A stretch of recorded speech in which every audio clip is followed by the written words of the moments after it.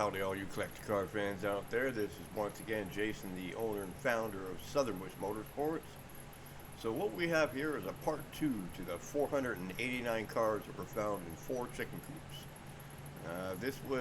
This is going to be what was on the outside of these chicken coops. If you didn't get a chance to see it, go back and check out the part 1. It says 489 cars found inside 4 chicken coops. And like I said, this is the part 2. Looks like a skylark right there. So this is going to be all the cars that were on the outside, because I didn't really show the cars that were on the outside, I don't believe. But there are some pretty cool things. There's a lot of junk there, but that looks like a 64 Malibu. There's some pretty cool stuff there. So I gave a pretty good estimate of about 489 cars in these 4 chicken coops, but I bet you there was probably another 600-700 cars on the outside of these chicken coops. And you can look at them for yourself. You can see they're stacked up like 2-3 high. There's a pretty cool Duster that was sitting out there. It looks like running and driving a car. It's kind of hard to get around these places because it was so muddy and the cars were so piled in. But he did have a few cars that were lying around, like this one in the dry storage and garage. Big old lead sled right there. There's another one. Boy, I'd love cruising around in that car. I bet you that thing's got a big enough motor to light them all up. Look at how solid that thing is. That'd be fun. But, they were just lying all over the place. There's a Super B. I think that was a 440 Super B, but it's that burnt orange color, man. I love that color. Had a couple of those burnt orange cars. Nice little street rod out there. I actually went to my last day of high school mechanics class in a car like that, except it had a blower on it. It was painted yellow and flamed. Another cool ride right there. Yeah, I remember the principal come running out. He's like, "Don't you dare." And I'm like, "I'm not going to do anything." And as soon as I got just at the side of the school, boy, I lit them up. Those black marks stayed there for years. It had an alcohol grip on it. That was fun. There were a bunch of Corvettes out there. Camaro. You can see all the stuff in the background. It was literally piled everywhere. A lot of it was piled 2-3 high. I showed a couple of the inside pictures of this was about halfway facing down one end of the chicken coop.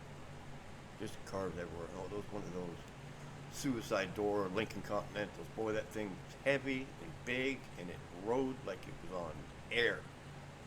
There's a 442, man. Even if I had all this stuff, I wouldn't do that. I wouldn't pile that crap all over that car. I know you can't fix and save everything. Like about a 70 Le Mans Sport. Pretty solid looking car. Looks pretty complete. With the windows open, sure. That was a 428 car, and that was a pretty cool car. There's a Challenger sitting to the right of it, and a 442 old sitting beside it. 57 Bel Air. Look at that car, original paint, that brown paint. Nothing been done to that car. Totally original. Super stock. This was an inside picture of some GMCs that he had sitting there. What's that red thing? Anybody in the comments, please tell me what that thing is. Oh, look at that rat's nest. It looks like a Hemi engine.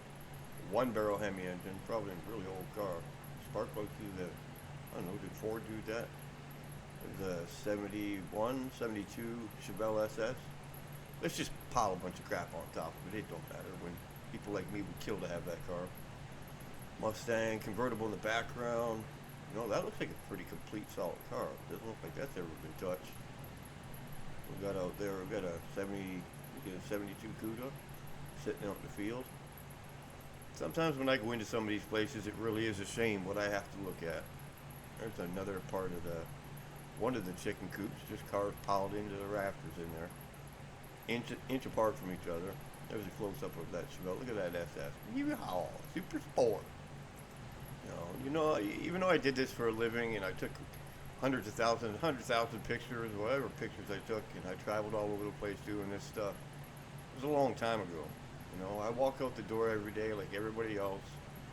Now I'm a lot older, and I still got to go to work every day. And then after working 8 to 10 hours, I come home, I rest for an hour or so, and grab something to eat, and then I'm making these videos until about 4 o'clock in the morning. Get up at 8:30 and do it all over again. So my dream is to stay at home and continue doing this, and continue entertaining people with these videos, and maybe teaching future generations. So please consider giving with the Patreon page or any way that you can help, because I think it's important that I keep doing this, and it's been tough, paying rent and just trying to keep my head above water. I'm older now, so it's, it's a little bit hard. So if you can consider giving me Patreon, then that'd be great. Boy, look at that, is a damn station wagon right there. That is a boat. Good Lord, if you hit somebody with that car there now, you'd kill everybody in that other car.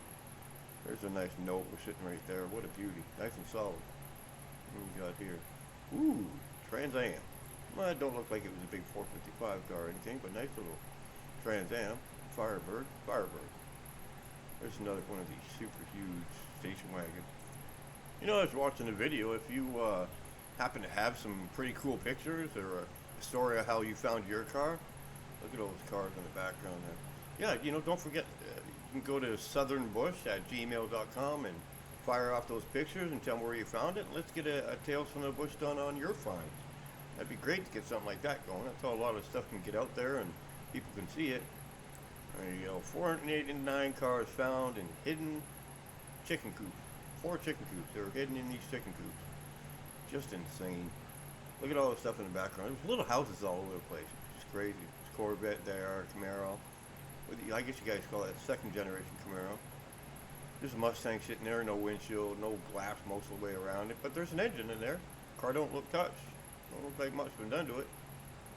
And then we got this bad boy. These things were jammed in there so tight, there was almost no way to get these cars out of there. And look, you can see inside, that's one of the chicken coops. That's in the beginning, that's why you can see some of the light. But they were just jammed in there. I mean, the guy was a genius to do this, but why let these cars rot away like that? That's one of those VW things, I think. Things, they call them, something like that. We got a 69 Charger sitting on the side of the building, you know. And I give my right arm to have that car right now, and it's just sitting there rotting all the heck. Well, there's a big old lead sled. A lot of property. There was a lot of property. It was definitely a big property. Oh boy, there's just stuff lying all over the place. It was hard to, like I said, it was hard to get through all this stuff, especially with all the mud and dirt and all that other stuff. But there's that Malibu again. There's a side view of that Charger. And you look at that car. That car's rough and scary looking, but it was solid. Really solid. It just don't look like it had an engine in it. There's a nice 340 Dart Scat Pack sitting out in the field. You got the hood scoops and the hood pins. That's how you know it's a 340 car. I don't know what that, I think that was a 56 Bel Air. There's stuff piled inside there. All cars all around it. Cars everywhere. That was a Hemi engine that was sitting on the ground there. That is a weird looking intake. What kind of an intake is that? Racing intake? 4-barrel carburetor? Couldn't possibly get enough fuel to that engine with a 4-barrel, I wouldn't think. Look at the taillights on that thing, how they extend down. Boy, they had some creativity back then. There's that 7340 Scat Pack Dart Swinger.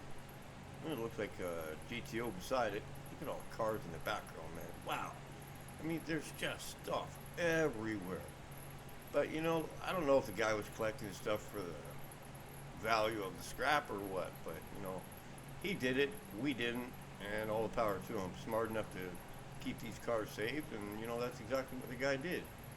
That car right there doesn't look like it's been touched at all. Oh, it looks like one of those convertible tops, too, or the pull-away top.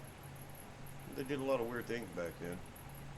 Well, I'll tell you what, that's a pretty cool-looking car. I don't know if I'd save that car, but that looks like a pretty untouched car, if you ask me. There's another shot of that whole chicken coop there. God, there were so many cars in that building. You couldn't get in between any of the cars. I don't know how you can move them all out. A couple Corvettes. I think there was a Mustang beside it. I can't remember if that was a Mustang beside it or not, but yeah, there's another barn shot. All those cars piled in that building. Just wow. I mean, at least the guy was smart enough to put them in there. I kind of thought you'd have some chickens in there back then, but hey, what can I tell you? That's not my problem. What is that white thing right there? Anybody know what that thing is? There's a big old, that was like 71, 72 Pontiac, something big like that. Like I said, you know, well, I don't know how he got all these cars in there, but without screwing all these cars up, but they definitely look solid. Looks like a Coop right there, with a hood snorkel. Well, I appreciate you coming out by and checking on another Tales from the Bush, and trust me, I got a lot more to come. So hopefully you like and subscribe and stick around for a little bit more. We'll talk to y'all again soon.